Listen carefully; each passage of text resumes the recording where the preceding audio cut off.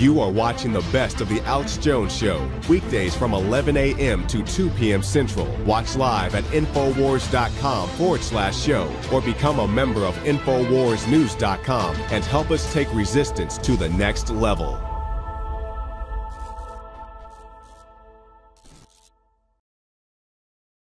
Well, we've got some good news out of the gates right now. Vladimir Putin has come out and said no immediate need to invade eastern Ukraine, leaves threat dangling, though they've taken over the Crimea. And, of course, our media has already said for 2 days that Russia has completely invaded the Ukraine itself.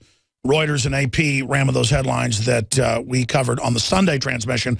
David Knight did a great job covering the show yesterday. I'm not really taking a spring break off with my family, but I am going to be taking a few days off next week probably, and or maybe Friday.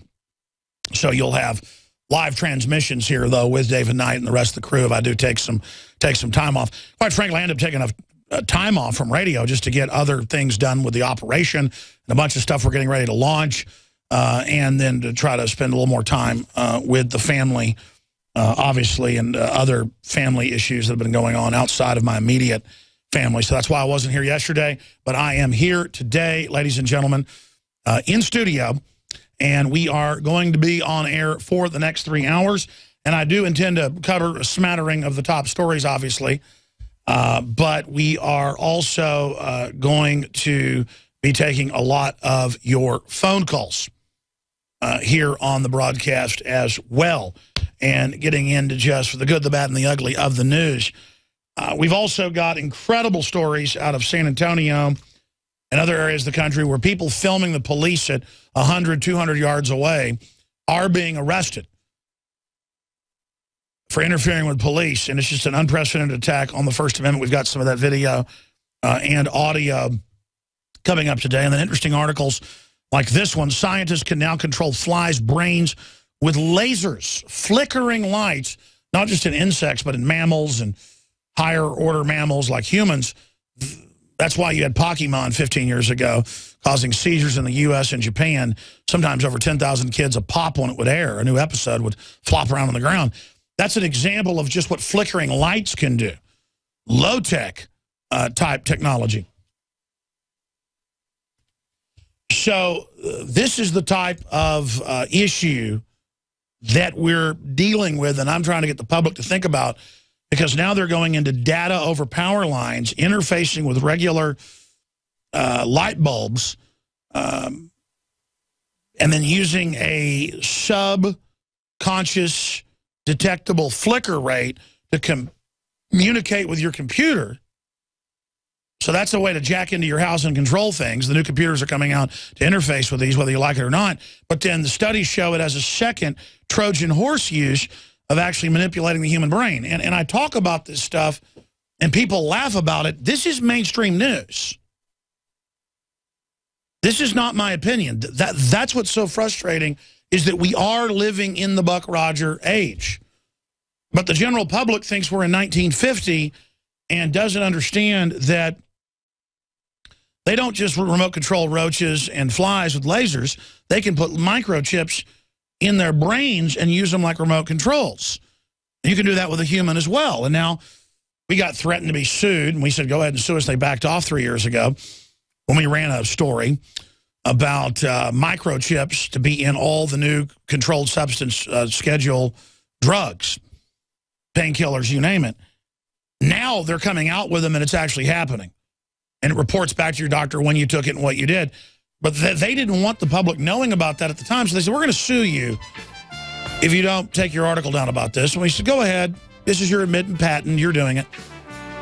But see, they didn't want it known then to have a pre-debate. They wanted to roll it out the way they wanted to sell the slaves on it, and now they're doing that. I mean, that's just one more example of thousands. It's a total, insane Trojan horse takeover.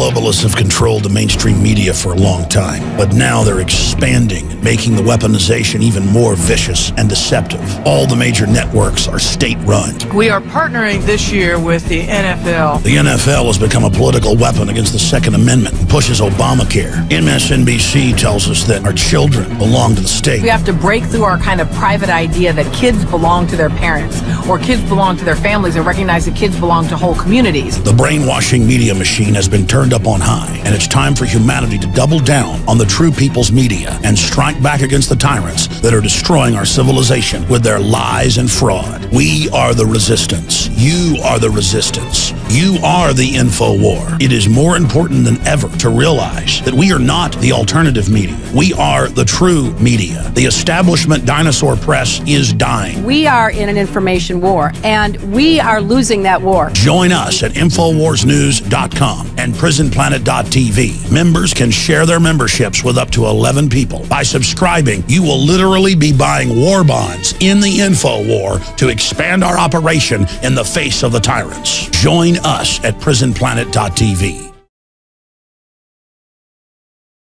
Here we are on this live Tuesday, already the fourth day of March 2014, and we are going to have open phone calls throughout the transmission for first-time callers today. And we have a guest popping in who won his lawsuit against the NSA and others that were threatening him and threatening his First Amendment, so he just sued them and has now had a victory. He's going to be popping in. We always love folks that are standing up for free speech and true liberalism in the vein of Thomas Jefferson, not in the authoritarianism of the race-based, class envy-based, class warfare-based system of the Democratic Party with its cohorts in the Republican blue blood echelon that are on their way out. And polls show that all across the country, not just in Texas, the power structure is shaken to its very core. Reuters says Texas vote in primaries shaken by Tea Party influence across the nation. Blue blood Republicans are being removed from office, are being devastated, despite the fact that they have massive, massive funding. Sure, somebody like John Cornyn can probably still stay in using their incumbent power, but many others are falling. Texas went to the polls today in primary elections, where top candidates for governor were expected to post easily wins as favorites of the conservative Tea Party movement are trying to topple established Republicans in several races. U.S. Senator John Cornyn, a Republican, will win his race easily, opinion polls show. Attorney General Greg Abbott, the leading Republican candidate for governor, and State Senator Wendy Davis, the top Democratic Party candidate, were also expected to win by wide margins in the primaries. Voting closes at 7 p.m. U.S. Central Time. Runoff elections will be held May 27th. The election marks a change of the guard for the Republicans, with long-serving Governor Rick Perry not seeking re-election, perhaps to pursue a presidential run in 2016. Republicans dominate the state house and have not lost a statewide election since '94. U.S. Senator Ted Cruz has emerged as one of the leaders of the Texas Republicans, pushing politics in the already conservative state even further to the right. How about towards the Constitution?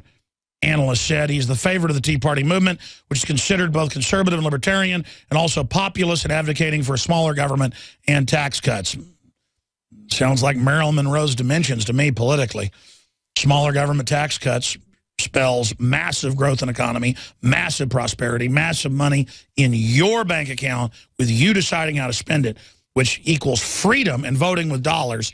And I just love it, love it, love it. And spells an end to the Cloward and Piven, bankrupt the country, make us all dependent on government cheese. No, thank you. I don't want it. And it goes on in the article to admit that Tea Party people are winning many of the primary races, or are lined up to do that. So that's very exciting news. When you've got the Republican elite and the Democratic elite all lined up against the Tea Party, you know where to go. Not saying they're a panacea, not saying it's perfect, not saying that it's the answer to all our problems, but it's the best thing there is out there, and scares the system to its core because it's pro-gun, pro-family, pro-sovereignty, pro-states' rights. And if the idea of private property and guns and making your own choices and running your own life ever infects in the Democratic Party mind the, quote, minorities that are really the majority in this country now, it's game over for the New World Order. If we ever stop identifying on race, like Martin Luther King said, and start identifying on ideas, it's game over, ladies and gentlemen, for the establishment. Now, I'm going to get into the huge developments in the stock market, huge developments in Russia, some good developments in Ukraine. With Putin, at least for now, this may be a fint, though. It may be, I guess, a juke, as they call it. He may be zigging to the left when he's really about to go to the right.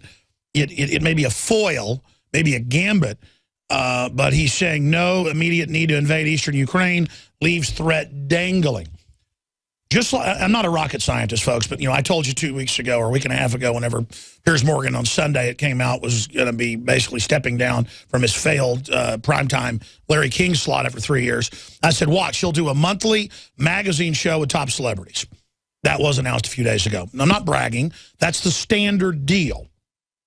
They don't want to admit they failed, trying to have a snot-nosed, know-it-all elitist from a foreign country tell us how horrible we are and that we're redneck scum all day, if we believe in any basic freedom. That wasn't a hard prediction. It happened. And it wasn't a hard prediction that Putin would take over the Crimea with the gas pipelines and their only deep water port in that area, where it's 70+% Russian, and almost everybody else is pro-Russian in the area, and it's been part of Russia in different parts of history. And that then if the Ukrainians were stupid enough to attack the Russians, that they would then respond and take half the country up to the border of the river and the capital of Ukraine, Kiev. That's standard military procedure.